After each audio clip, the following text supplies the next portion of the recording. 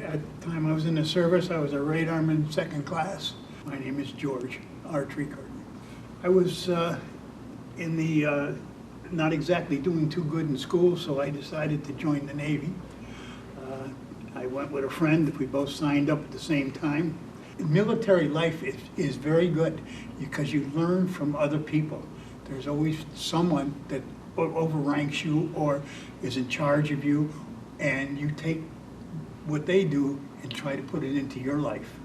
And because sooner or later, you're going to be in that position. You're going to be the one that's senior, and you have to take care of something, and you have to handle it right.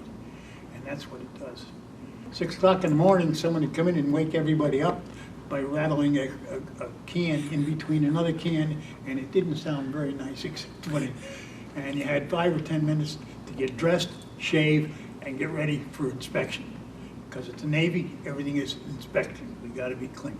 So then you'd go out to the marching area, and out there, whether it was summer or winter or whatever, you stood up there and they'd come by and they'd check you to make sure your clothes was clean, you did everything you're supposed to do.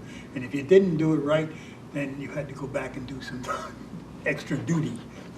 So, but you know, it made you come from not having any responsibility to having a lot of responsibility, and it makes a man. It makes a man a man.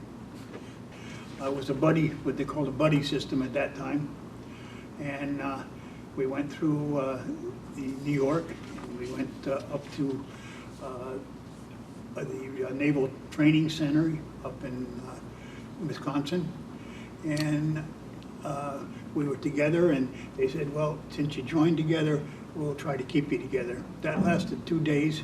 He went one way, I went another way. So that was the normal thing that happened at that time. But you get, I went into a group, a bunch of real good recruits, and we went through boot camp, and I remember the man who was in charge of the boot camp us during that time was a chief radarman, and I always kept looking at him and saying, gee, I wish I could get that high. And I did. After we went through boot camp, and I went to a special thing. They asked for people who would like to stay in the city or work for a while, sometime on top secret clearance. So I ended up waiting 3 months to get top clearance, and I worked on a special project there for a year. So now I had only 3 years to go, which was good. But I went aboard the William R. Rush on my, and it was probably the best thing that ever happened to me.